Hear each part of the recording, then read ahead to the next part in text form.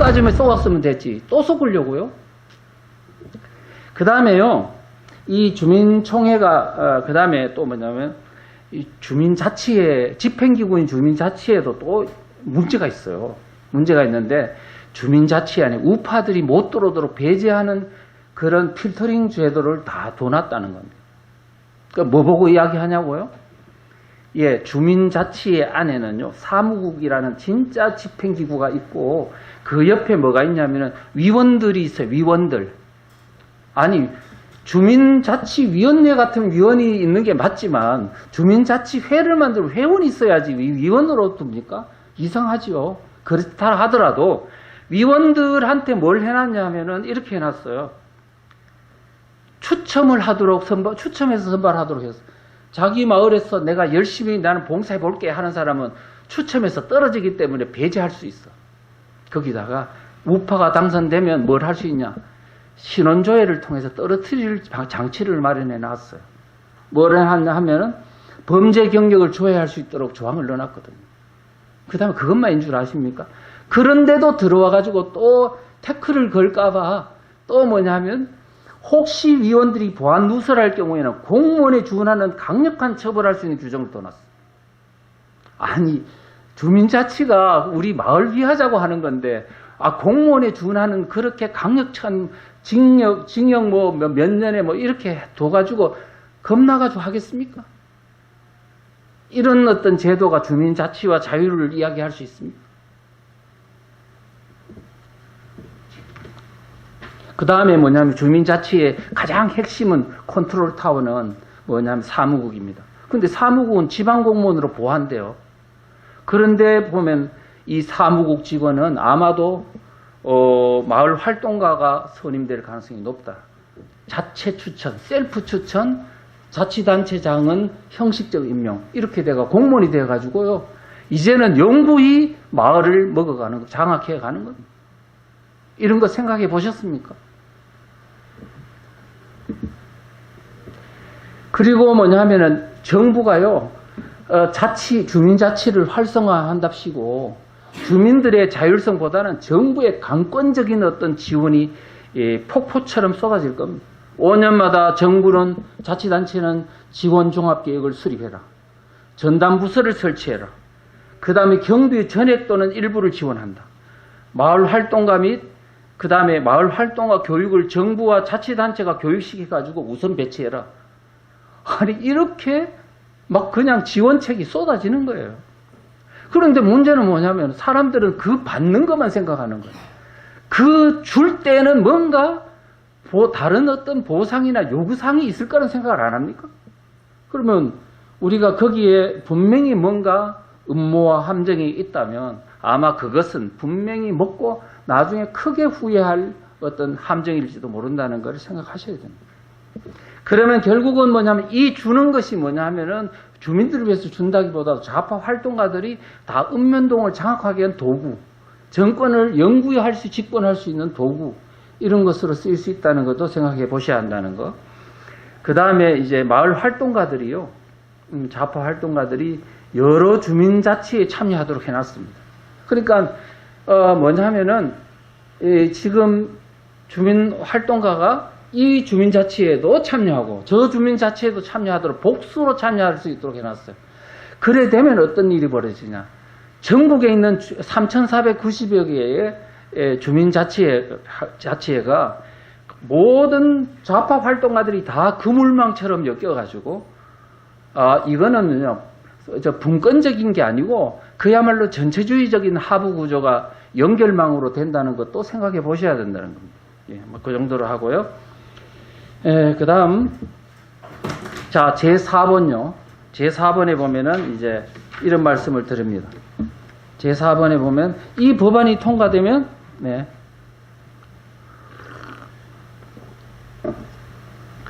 이 법안이 통과되면 가장 수혜를 보는 대상은 누구고, 가장 피해를 보는 대상은 누군가. 이게 상당히 궁금한 분들이 많아요.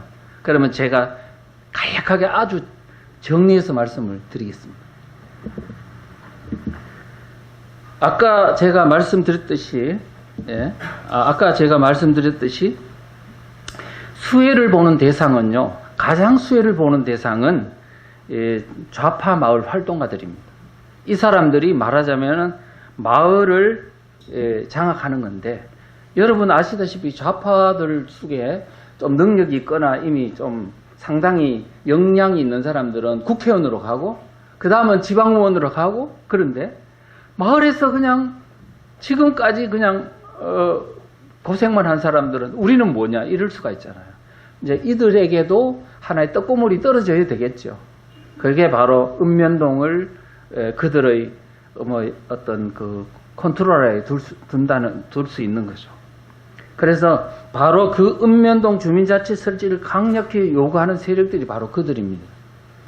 그래서 그들이 바로 주민자치를 통해 마을 권력을 장악하고, 그 다음에 정부로부터 엄청난 예산도 받고, 기부금도, 기업들로부터 기부금도 받고, 다양한 사업도 하면서 엄청난 경제적 재부를 장악합니다.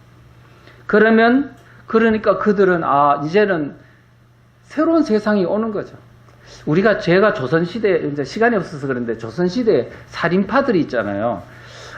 우리가 관악파, 그들을 물리치고, 4대4 물리치고, 이제 권력을 장악하고, 그 다음에 임진왜란 이후에는 뭐냐면 향촌으로 내려가요. 향촌으로 내려가서 소위 말하면 관료, 군수라든가 그 다음에 현령이라 이런 사람들의 그 말고 서원이라든가 향교라든가 이런 걸 통해서 사족들이, 살인들이 마을 권력을 장악해가지고 엄청나게 뜯어먹습니다.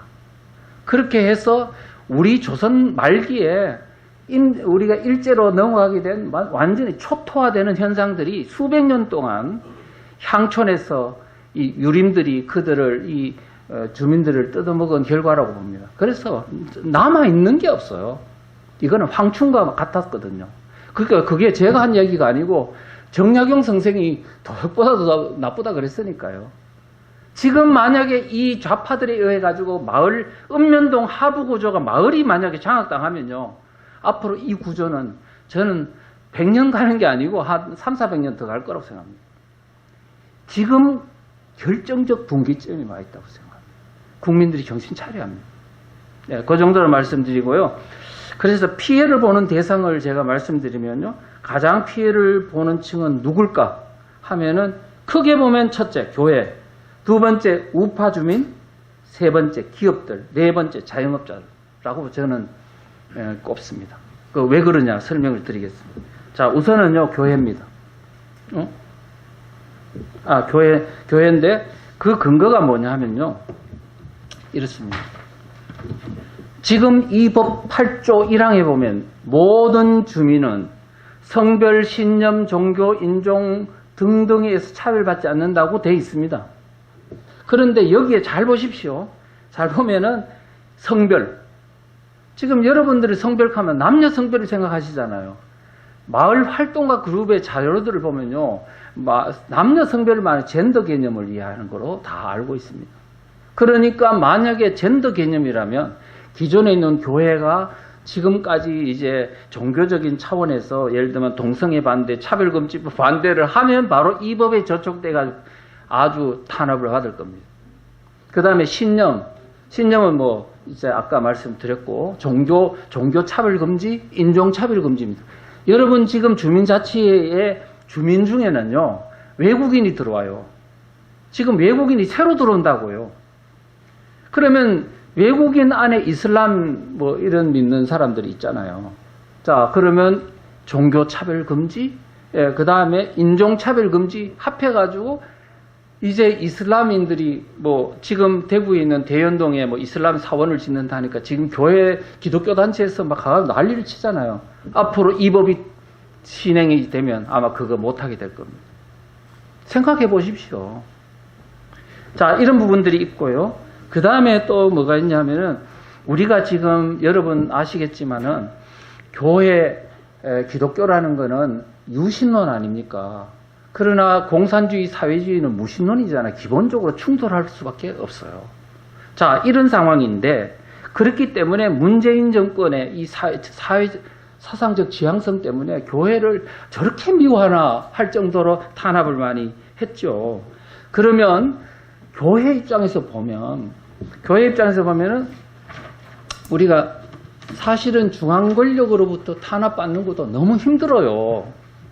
그런데 중앙 권력으로부터는 탄압받는 게 아니고 읍면동에 있는 주민자치에 그 주민자치의 산하에 뭐까지 있냐 통반 조직까지 있잖아요. 그 세세한 어떤 소규모 조직 속에서 만약에 다 얼굴 안 한 사람을 통해서 감시와 통제를 받는다면 그 고통지수가 얼마나 더 클까요? 교회가. 그래서 우리가 지금 현재 지금까지 겪지 못했던 새로운 현상이 마을에서 일어날 거라는 것을 예상하셔야 되고요. 그 다음에 또 하나는 뭐냐면 여러분들이 지금 읍면동에는 전혀 없는 조직 구조도 있어요. 그게 뭐냐 하면은 분과 조직입니다. 분과 조직. 분과 조직은 또 뭐냐? 기능별 조직인데요. 말하자면은 환경 분과 조직, 그 다음에 이런 뭐 아니면은 인권 조직, 아동 조직, 교통 조직, 뭐 주거 조직 만들어지는데 예를 들면 제가 볼 때는 좌파 환경단체, 좌파 종교단체, 좌파 인권단체, 좌파 외국인 옹호단체 등이 아마 우후죽순처럼 생기고 그들이 교회를 아마 옥죄게 되면 어떻게 견디겠냐고요.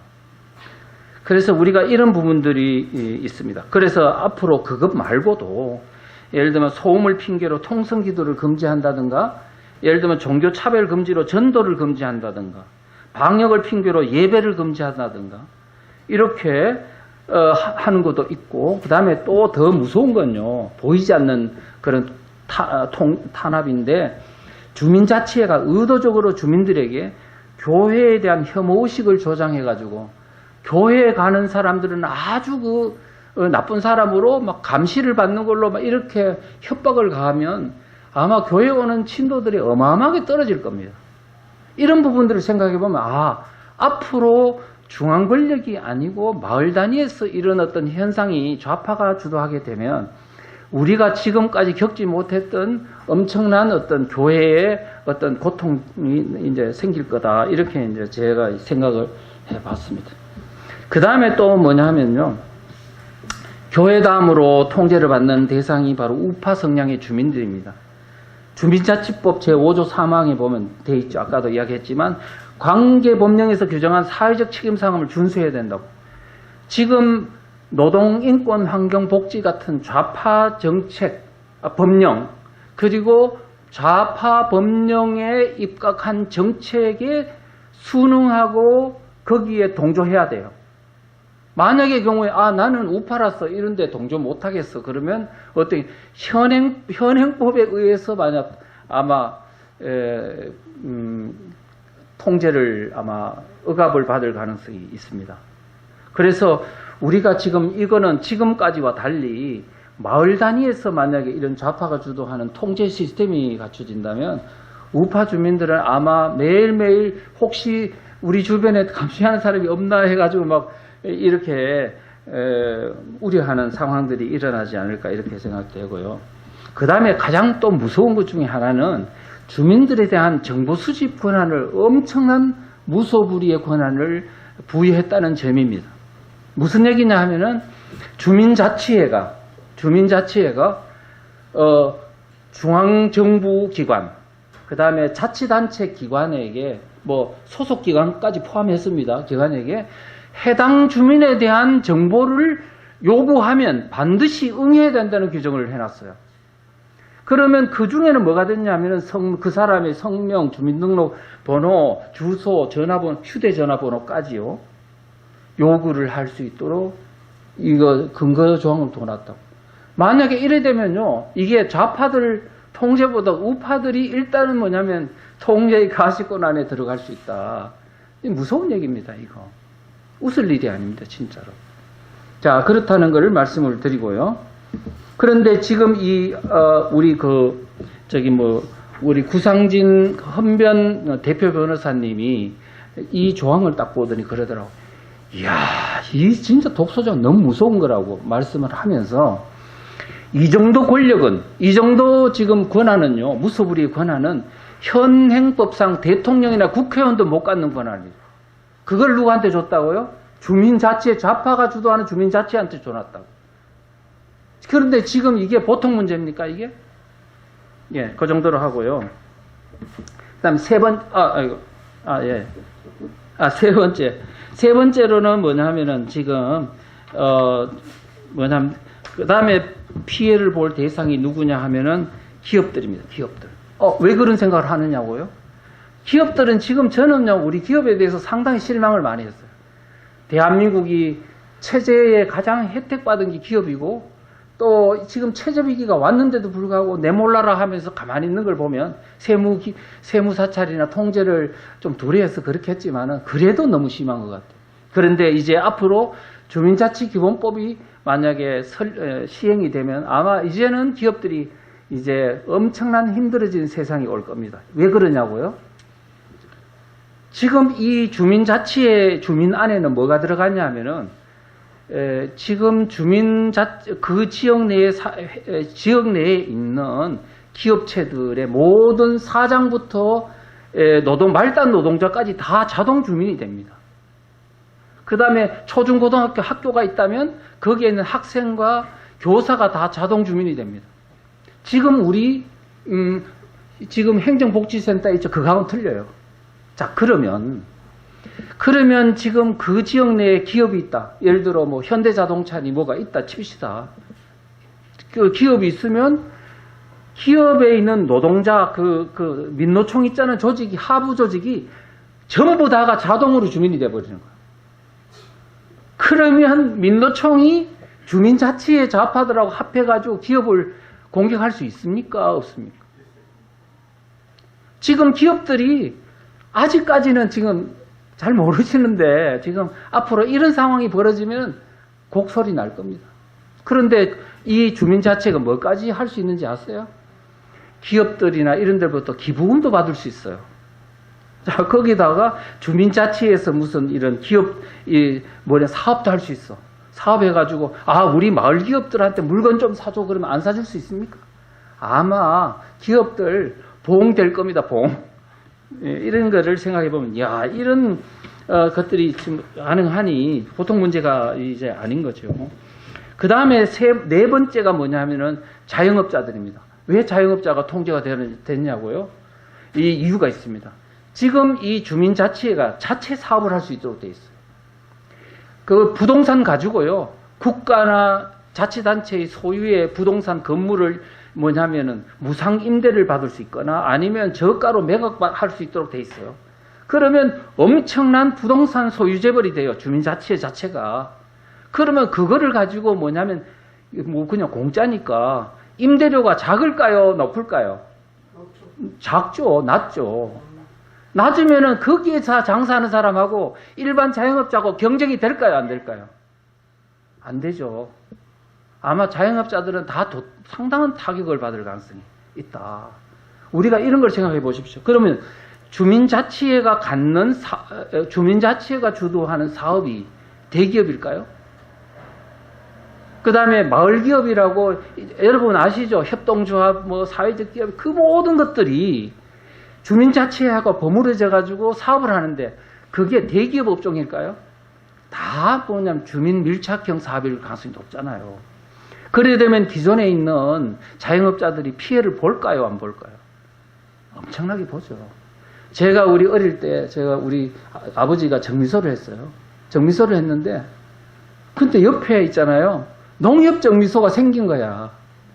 물론 이렇게 우리가 이제 갔다가 다시 돌아서 이렇게 짓긴 했지만 했는데요.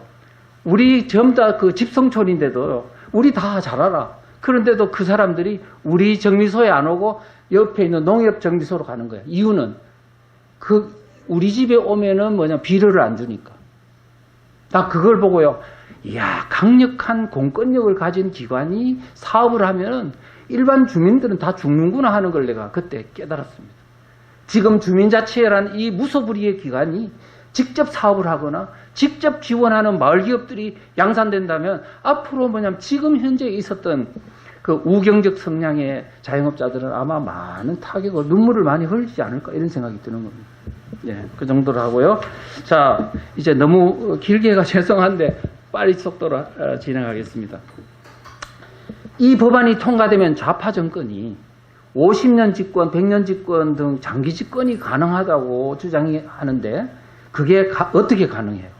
이제 그 부분입니다. 상당히 중요한 얘기입니다, 이게.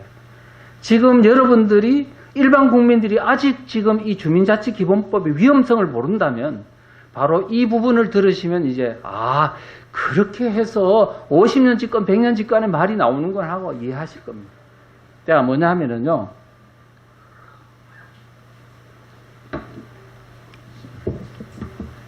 더불어민주당 이해찬 대표가 민주당이 앞으로 20년 이상 장기 집권을 해야 한다고 강조했습니다. 더불어민주당 이해찬 대표는 어제 더불어민주당 당원 토론회에 참석해 민주당의 장기 집권 의지를 강하게 내비쳤습니다. 문재인 대통령 당선되고 지방선거 이겨서 제대로 할 수 있는 그 상황에 왔습니다. 그 정책의 뿌리가 내리기 위해서는 20년 아니라 더 오랜 기간 동안 가야 됩니다. 이 법 제13조에 보면 이런 내용이 있습니다. 자, 제1항에 보면 국가와 자치단체는 이 주민자치의 경비의 전부 또는 일부를 지원해라 돼 있어요. 그 다음 제2항에는 보면 국가와 자치단체는 특별회계 운영 등을 지원해라. 그 다음에 제3항에는 주민자치에는 기부금도 받을 수 있다. 그 다음에 또 설립 목적으로 수익사업도 할 수 있다. 이렇게 돼 있어요. 그러니까 지금 이 재정 문제만 봐도 이야, 정부로부터 지원받아, 자치단체로부터 지원받아, 특별회계 운영도 가능해. 특별회계 운영이 나는 이게 작은 줄 알았더니 그 사람들의 이 주장된 뭐 이런 자료들을 보니까요. 지방 국가 균형 발전 특별회계가 있는데 그게 규모가 얼마냐 하니까 175조인가 돼 있더라고요. 그거를 30% 정도는 주민자치에 줘야 한다는 주장도 있고 그걸 통째로 마을기금으로 넣어야 된다는 주장도 있더라고요. 그러니까 현재 지금 국회에서 발의된 이 법안의 이 자금 소요에 관한 거를 보니까 읍면동별로 주민자치에 필요한 소요 경비는 정부가 지원하는 거는 한 1조 얼마, 1억 얼마, 그러니까 총계로 했을 때 한 1조 한 2조 채 안 되게 되는 걸로 해놨습니다만은 그거는 국회에서 예산한 나름대로 추계일 뿐이고 실제는 정부 마음이죠. 그래서 나는 그리고 더 중요한 거는 마을 활동가들이 생각하고 있는 규모인 거야. 그러면 이야, 어마어마한 예산을 기대하고 있구나. 무섭다. 그런 생각이 들었어요. 그 다음에 기부금도 받을 수 있다. 기업체로부터 수익사업도 할 수 있다. 이제는 돈 폭탄이 쏟아지지 않겠나, 주민자치에는. 그런 생각이 들었고요. 그 중에서 21조 사항을 한번 보십시오. 국공유재산 활용 특례인데요. 지금 국가와 자치단체는 국유재산, 공유재산, 말하자면 이런 부동산이나 그 다음에 건물을 주민자치에 우선 매각, 저가 매각이겠죠. 우선 매각하거나 무상으로 대여해서 사용할 수 있다는 거예요. 지금 이렇게 되면요. 아마 그 지역 내에 있는 부동산에 완전히 모든 것들이 주민자치의 공유로 될 겁니다.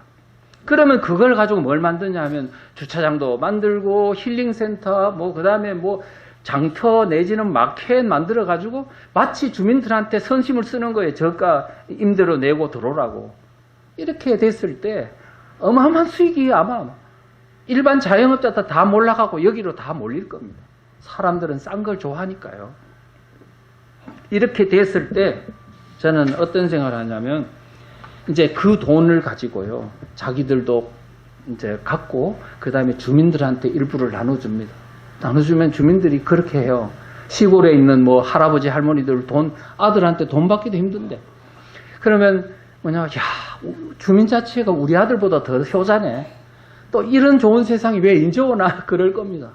그러면 아마 주민자치의 마음을 다 뺏기지 않을까, 주민들이. 난 그런 생각이 들어요. 근데 그게 우려가 사실은 근거가 있냐면 근거가 있다니까요. 어떤 근거냐고? 1946년 3월 달에요. 북한에서 토지개혁이 실시됐어요. 그런데 그 토지개혁이 실시될 때 이제 그 인민위원회 산하에 마을마다 농촌위원회라는 걸 만들었어요. 그때 거기에는 빈농, 머슴 뭐 이런 가난한 사람들이 거기에 농촌위원회에 들어가가지고 그 사람들이 뭐냐면 마을에 있는 지주의 땅을 강제로 뺏고 48시간 만에 마을에서 쫓아냈습니다. 쫓아냈더니 그러니까 그걸 가지고 그 땅을 농민들한테 오정부 기준으로 나눠줬어요. 물론 소유권 넘겨준 거 아닙니다. 명의만 넘겨준 건데 그래서 자식한테 상속도 안 돼, 양도도 안 돼, 담보도 안 돼, 소작도 안 돼, 뭐 그냥 소출의 25% 내, 뭐 이런 내용이거든요. 그럼에도 불구하고 내가 평생 원하던 내 땅을 소유할 수 있다는 그 농민들의 막 그거를 소원을 풀어준다. 그래 돼 놓으니까 어떤 일이 벌어졌나? 놀랄 만한 일이 벌어졌습니다. 그 당시만 해도요. 공산당에 입당한 사람들이 4,500명밖에 안 돼요. 4,500명. 북한에 전역에. 그런데 토지개혁 끝나자마자 얼마로 늘어났냐? 24만 명으로 늘어났습니다. 공짜로 땅 준다는 게 이토록 사람들의 마음을 이렇게 사로잡는 겁니다. 그렇게 했다는 거 보면 만약에 우리가 이제 이런 우리나라 국민 속담에 보면 공짜는 양재물도 마신다 그러잖아요. 그래서 이런 것들이 분배되면은 우리 읍면동에 있는 주민들의 마음이 빼앗겨가지고 좌파 마을로 변화하지 않을까. 그래 되면은 아마 선거는 끝날 겁니다. 총선이든 대선이든. 그래 되면 50년 집권, 장기 집권이 가능하다는 게 그들의 생각입니다. 그래서 우리가 지금 현재 이런 것을 예측 가능하다면 우리는 그걸 막아야 되지 않겠느냐. 절대로 우리 그런 상황으로 내몰려서는 안 된다는 말씀을 드리고요. 자, 그 다음에 이제 6.25 전쟁 마지막으로 이제 들어갑니다. 6.25 전쟁 경험자들은요, 주민자치기본법을 내용을 이렇게 듣고서는 상당히 놀라면서요, 야, 6.25 전쟁 당시에 인민위원회 갔다는 이야기를 많이 합니다. 그런데 그 이유가 무엇인가?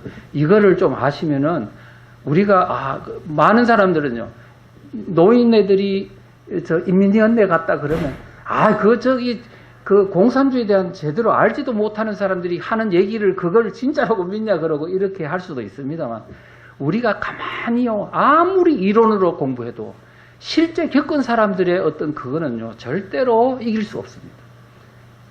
그래서 우리가 곰곰이 6.25 전쟁을 겪었던 분들이 왜 그런 말을 하는가에 깊이 귀를 기울일 필요가 있다고 생각합니다. 뭐냐? 현승종이라는 분이 있어요. 전 국회의원 했어요. 노태우 정부 당시에 마지막 총리했던 분인데 그분이 서울에서 6.25 전쟁을 맞았어요. 자, 이분이 이렇게 말했습니다. 당시 서울에는 북한에서 내려온 사람들이 그리 많지 않았다. 북한군이 별로 없었다는 거예요. 그리 많지 않았다. 대신 남한 곳곳에 숨어있던 공산분자들이 기다렸다는 듯이 들끓기 시작했다. 그들은 파출소도 점령하고 남한에 있는 자본주의 세력들을 찾아내고 젊은 남자들을 공산군에 입대시키기 위해 동네 방네를 사사시 뒤지고 다녔다. 공산군 앞잡이들이 우리 집 문도 두드렸고 나도 끌려나갔다. 지금 우리가 여기서 알 수 있는 건 뭐냐? 북한군이 점령했을 때 북한군보다 그 동네 마을에 있는 협조자들이 엄청나게 많은 악행을 거의 다 이 사람들이 저질렀구나 하는 걸 알 수 있어요. 자, 그러면요. 우리가 북한이 이제 전쟁을 개시하고 7월 말이면 낙동강 전선에 이르게 되죠. 그래서 후방 마을 이제 뭐 전라도까지 다 북한군 수중 아래 들어갑니다. 그때 뭐냐면 북한군이 점령 지역에서 뭘 만드냐 하면 인민위원회를 만들어요. 또 내무서, 경찰서죠. 그런 것도 만들고 인민재판소도 만들고 이런 걸 통치 기구들을 만듭니다. 거기에 바로 그 동네에 있는 좌익사상을 가진 사람 아니면 또 협조자들을 이렇게 배치를 하게 되고 그 사람들이 빨간 완장을 차고 앞잡이 해가지고 이제 누구를 잡으러 다니냐 하면은 지주라든가 자본가 부자들 있죠. 그 다음에 우익 성향을 가진 사람들을 잡으러 샅샅이 집집마다 다닙니다. 우익 성향을 가진 사람들은 이제 막 새로운 세상을 보니까 깜짝 놀라가 막 도망가고 숨고 마루 밑에서 숨고 이렇게 했죠. 자, 그런데 그 사람들이 했던 행적들을 보면요. 인민재판을 통해서 처형하게 하고 어떤 분은 그러더라고요. 이번에 좀 강의하러 갔더니 한 분, 내가 말이지 서울에 그 옆집이 피난을 안 갔대요. 피자 안 갔는데 옆집이 인민위원회였대요. 사무실이었대. 그런데 사람들을 살생부를 가지고 다 잡아와가지고는요, 그 사람들을 그 인민위원회 사무실에서 사람을 처형하고 그러더라는 거예요. 그러니까 사람이 막 소스라치게 놀라는 거야. 그러니까 지금 주민자치기본법을 딱 듣는 순간에 이미 자기는 뭐냐, 몸으로 아는 거예요. 몸으로 얼마나 위험한 상황이 앞으로 도래할지. 그래서 우리가 이제 이런 것도 있고, 그 다음에 여러분들 남한 청년들을 15만 명을 잡아가지고 낙동강 전선에 북한군한테 투입했어요. 그거는 이미 역사 기록이니까.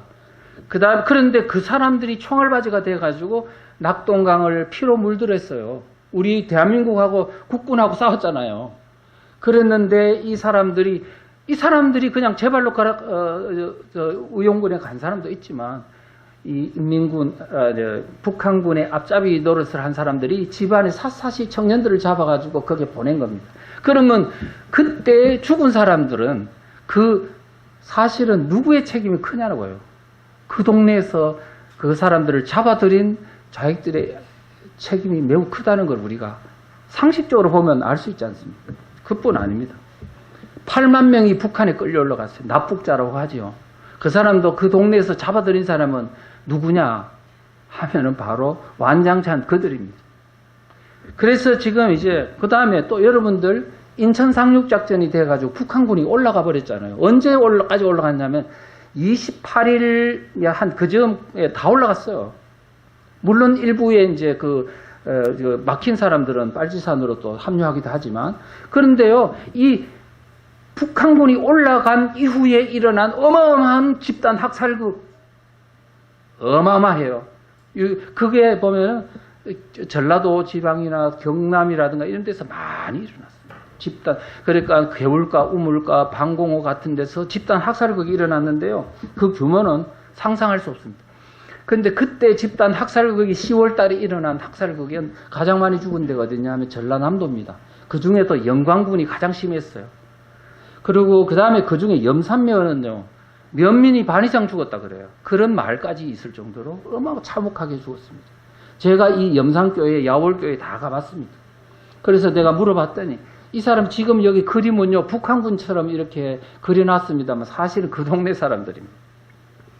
그래서 우리가 지금 뭐냐면은 이 6.25 전쟁 때의 상황들, 이래 보면은 우리가 그냥 사실은요, 전쟁이 나면 북한 군인들은 전쟁터를 다니기 때문에 많이 죽잖아요. 15만 명 죽었어요, 우리 대한민국 국군은.